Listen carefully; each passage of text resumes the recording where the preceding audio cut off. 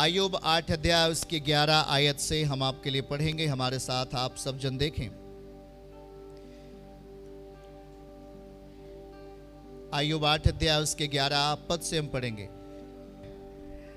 क्या कछार की घास पानी बिना बढ़ सकती है? आप बताते जाओ, बढ़ सकती है? पानी ना आए अगर तो क्या कछार की घास बढ़ सकती है? वही सवाल कर रहा वचन। क्या सरकंडा कीच बिना बढ़ सकता है? क्या सरकंडा जल बिना बढ़ सकता है? सरकंडा कितने लोग जानते हैं? दिखाइएगा इनको स्क्रीन पर। सरकंडा और कछार की घास, ये सब दिखाओ भाई इनको इनको दिखाना जरूरी। आप जानते हैं सरकंडा किसे कहते हैं? कहता हाथी का जो भोजन होता है एक तरीके से सरकंडा, वो पानी में रहता है, लंबे लंबे रहते हैं, ऐसे लंबे लंबे, है ना। अभी हम आपको दिखा रहे हैं सरकंडा कैसे होता है। और वो हमेशा ऐसे ऐसे करता रहता है। कैसे? वो हिलता रहता है हमेशा चलो फिर से सवाल कर लेते हैं। क्या कछार की घास पानी बिना बढ़ सकती है? क्या कछार की घासें पानी बिना बढ़ सकती हैं? पानी अगर ना हो तो वो घासें बढ़ सकती हैं? क्या सरकंडा जल बिना बढ़ सकता है? ओके, चलिएगा और उसके नीचे आ जाइए। 12वीं आयत पढ़िए। आप लोग वचन को देखते रहिए। 12वीं आयत में लिखा है, चाहे वह हरी हो, लिखा है वो घास चाहे हरी भी हो और काटी भी ना गई हो, तो भी वह सब भांति की घास से पहले ही सूख जाती है। कछार की घास पहले ही सूख जाती है। 13वीं आयत, परमेश्वर के सब बिसराने वालों की गति ऐसी ही होती है, और भक्तहीन की आशा टूट जाती है। 14 आयत, उसकी आशा का मूल कट जाता है और जिसका वह भरोसा करता है वह मकड़ी का जाला ठहरता है। याद रखना, बड़ी ही महत्वपूर्ण बात है प्रभु आपसे कह रहे हैं, हमें इस बात को समझना चाहिए। कछार की घास पानी बिना नहीं बढ़ सकती, सरकंडा पानी बिना नहीं बढ़ सकता।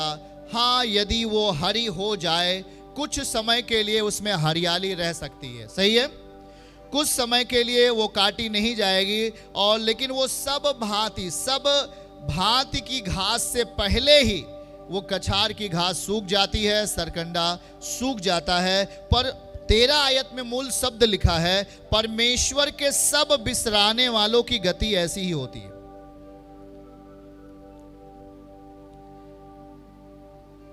परमेश्वर को सब बिसराने वालों की गति ऐसी होती है और भक्तहीन की आशा टूट जाती है। यह इंपॉर्टेंट है। जिसने परमेश्वर को विसरा दिया, भुला दिया, और जिसने अपने भक्ति को भक्ति में नहीं बनाया, वो भक्तिहीनता का शिकार हो गए, उनकी आशा टूट जाती है और उनका जो सिचुएशन हो जाता है वो मकड़ी के जाले के जैसे। मकड़ी के जाला देखा है? मकड़ी के जाले में मकड़ी कैसे शिकार करती है? अपना जाला फैला करके उसमें शिकार करती है। समझ रहे कि नहीं? मकड़ी का जाला, ये सरकंडा है। आप देखिए इसको, हाँ दिखाया तो, ये सरकंडा, ये देखो भाई, ये सरकंडा, इसको जानते रहो आप लोग, है ना। कछार की घास और ये सरकंडा है, ठीक है। आप इसे देख रहे हो, ये हमेशा हिलता जुलता रहता है भाई। लिखा है, क्या सरकंडा जल बिना बढ़ता है? परमेश्वर का समझाने का तरीका आपको क्या है वो आपको बता रहा है। क्या कछार की घास पानी बिना बढ़ सकती है? क्या सरकंडा पानी बिना बढ़ता है? उसी रीत से याद रखना, प्रभु कहता है, चाहे वह हरी भी हो, चाहे यह सरकंडा हरा भी हो, चाहे कछार की घासें हरी हरी क्यों ना दिखाई देती हो, पर वो सूख जाएंगी, क्योंकि उनके नीचे से जो उनको हरा भरा रखने वाला वस्तु है वो नहीं रह गया, वो हट गया। पानी नहीं है, क्या वो घास हरी भरी रह सकती है? बताइए, जोर से बोलिए। सुनना जरा, लिखा है कि सब भांति से घास से पहले वो घास क्या हो जाएगी? पहले ही सूख जाती है। 12वें पद में। 13 पद में लिखा है, शायद ये हरी भी रहे, पर लिखा है कि ये सूख जाएंगी, चाहे वो हरी भी हो पर उसमें सच्चाई नहीं रहेगी, और काटी भी ना गई हो तो भी वह सब भांति की घास से पहले ही सूख जाती, उसमें स्थिरता नहीं होता। पड़ोसी को बोलो, उसमें स्थिरता नहीं होता। हमेशा की हरियाली नहीं होती, वो काटी जाएंगी, वो सूख जाएंगी, उसमें स्थिरता नहीं होगी, वो जाती रहेंगी, वो सूखती रहेंगी, उसमें हरियाली नहीं होगी। ठीक उसी तरीके से परमेश्वर के सब बिसराने वालों की गति होती, जो यीशु मसीह को क्या हो जाते हैं? ठेठ हिंदी में लिखा है बिसरा गए हैं, बाइबल में लिखा है ये, भैया प्रभु को बिसरा दिएगा। और जो तुम्हारे जीवन में काम किया था प्रभु आज के 2 महीना पहले, उसको बिसरा दिए हो, हैं? भूल गए उसको, इसलिए वो बिसरा दिया कि उसकी स्थिति भक्तिहीनता में चली गई। भक्ति में दशा नहीं बनाया उसने अपनी, उसके नीचे के जल सूख गए, वो अपने आप को परमेश्वर की उपस्थिति में नहीं रख पाया, वो अपने आप को खुदावन की मौजूदगी में नहीं लेके चल पाया, और वो विसरा दिया परमेश्वर को, और इसलिए उसकी भक्ति में भक्तिहीनता आ गई, मतलब गड़बड़ी आ गई। और जब आपकी भक्ति में गड़बड़ी आती है तो सरकंडा जो पानी बिना नहीं बढ़ सकता वो भी सूखता है। हरी घास जो कछार की घास है, जो पानी बिना नहीं बढ़ सकती, वो क्या हो जाती है? सूख जाती है। याद रखना। उसी तरीके से अगर हम परमेश्वर के साथ जी रहे हैं, अगर हमारे साथ परमेश्वर का नियम नहीं है, तो हो सकता है कुछ दिन हम हरे भरे दिखाई दे सकते हैं, कुछ दिन हमारे पास कुछ चीजें रह सकती हैं, लेकिन जैसे ही टाइम पास ओवर होगा, जैसे ही टाइम व्यतीत होगा भाई और बहन, वो चीजें, आपकी परिस्थितियां सूखने जैसे लगती हैं, क्योंकि हमें हरा भरा रखने वाला केवल हमारा परमेश्वर हो सकता है। आमीन, हालेलुया। कुछ भी अगर हमारे पास नहीं है, तब भी वो हमें हरा भरा रखने की ताकत रखता है। पड़ोसी को बोलो, ऐसा क्या? बोलो बोलो, ऐसा। हाँ, वो रख सकता है। हाथ उठा के बोलो, परमेश्वर हमें हरा भरा रख सकता है। आमीन। सही है कि नहीं? सही है कि नहीं? याद रखो, एक बहुत बड़ा व्यक्ति जिसके पास बहुत सारे पैसे हो, बहुत बड़ी कंपनी हो, मालिक हो, वो अपने खान पान में अगर आप उसे देखें इंटरनेट के ऊपर जाकर, वो बड़ा ही परहेज करता है। अजी थोड़ा सी ये नहीं खाना चाहिए, कम खाना चाहिए, ये नहीं खाना चाहिए, वो नहीं खाना चाहिए, ये नहीं खाना चाहिए, वो नहीं खाना चाहिए। हाँ, सारी चीज़ों को वो परहेज करता है, फिर भी उस व्यक्ति को बीमारी लगी रहती है। फिर भी उस व्यक्ति को बीमारी क्या होती है? लग जाती है कि नहीं लग जाती? भाई, वो बचाव तो करता है अपने आप को, वो सोचता है मैं ये चीज़ ना खाऊं, वो चीज़ ना खाऊं, ये चीज़, पर वो बहुत बड़ा व्यक्ति होता है, उसके पास बहुत अरबों खरबों का प्रोजेक्ट होता है, पैसा होता है, सब कुछ होता है, पर वो याद रखो, वो अपने आप को तमाम चीज़ों से, तमाम खाद्य पदार्थों से दूरी बना लेता है। वो अपने आप को सुरक्षा पाना चाहता है कि इन चीज़ों को मैं नहीं खाऊंगा, मैं सुरक्षित रहूंगा, इन चीज़ों को मैं नहीं खाऊंगा, सुरक्षित रहूंगा। पर परमेश्वर ने जो हमारे खाने के लिए दिया है, उससे हमें आशीष मिलती है, हमें चंगाई मिलती है। याद रखो। पर हम इंसान क्यों फंस जाते हैं? हम इंसान बहुत ही उपाय करें। माइकल जैक्सन जैसा एक व्यक्ति था, डांसर माइकल जैक्सन, इंटरनेट के ऊपर जाओगे तो पता चलेगा। माइकल जैक्सन नाम का एक व्यक्ति था जो बहुत बड़ा डांसर हुआ करता था। वो अपने साथ में डॉक्टरों को रखता था, अपने साथ में खाना कैसे खाना है, डाइट क्या खाना है, सुबह क्या खाना है, शाम को क्या खाना है, दोपहर को क्या खाना है। हाथ जब मिलाता था तो ग्लव्स पहन के हाथ दूसरों से मिलाता था। वो इतना सतर्क था अपने शरीर के प्रति, स्वास्थ्य के प्रति, लेकिन वो 52 साल में ही वो मर गया।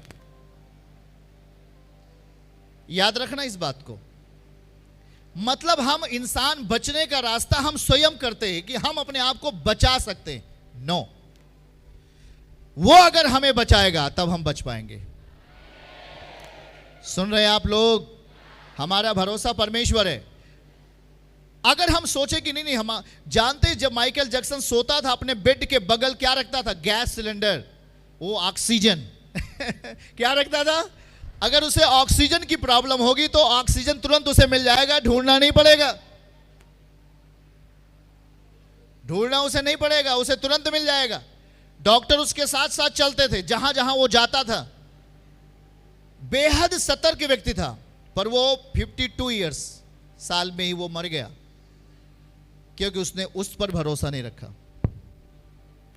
बाइबल कहती है सीधे सीधे, अगर आप पढ़ो, अपने आप पर भरोसा रखने वाला इंसान कभी धोखा खा जा, याद रखना। लेकिन सर्वशक्तिमान जो दुनिया के पिता है, अगर वो आपको जिंदा रखना चाहते हैं तो आपको कोई मार नहीं सकता। बीमारी आपको मार नहीं सकती, समस्या आपको मार नहीं सकती। एक बार हालेलुया तेजी के साथ बोलिए। इसलिए आज आपकी दशाएं भक्ति में होनी चाहिए, क्योंकि जो हम भक्ति कर रहे हैं उसे हम भक्तिहीनता में नहीं लेके जाएं। सरकंडा है, सूखेगा, घास कछार की घासें हैं, जल पाते ही वो बढ़ जाती हैं, पर कुछ ही समय बाद वो काटी जाती हैं, वो खत्म हो जाती हैं, उसमें कोई अस्तित्व नहीं रहता। जैसे ही पानी वहां से हटता है वो सब मिट जाती हैं। लेकिन याद रखो, हम अपने जीवन काल में ऐसा ना करें। अगर हमारे पास विश्वास दे दिया गया, विश्वास कैसे आता है? वचन से। बोलो, विश्वास वचन से आता है। कैसे आता है? विश्वास वचन से आता है, याद रखना।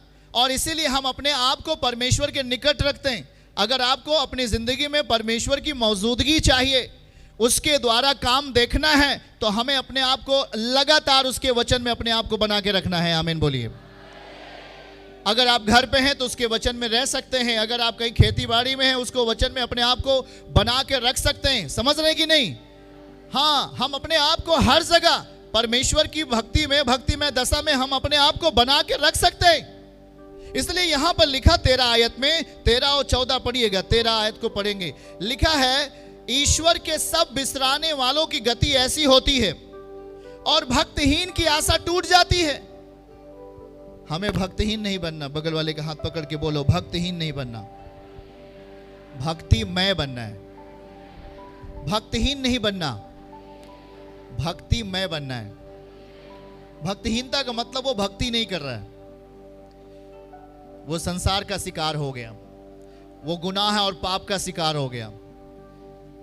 लेकिन जब भक्ति में दशा आती है तो परमेश्वर की उपस्थिति भी हमारे लिए आती है।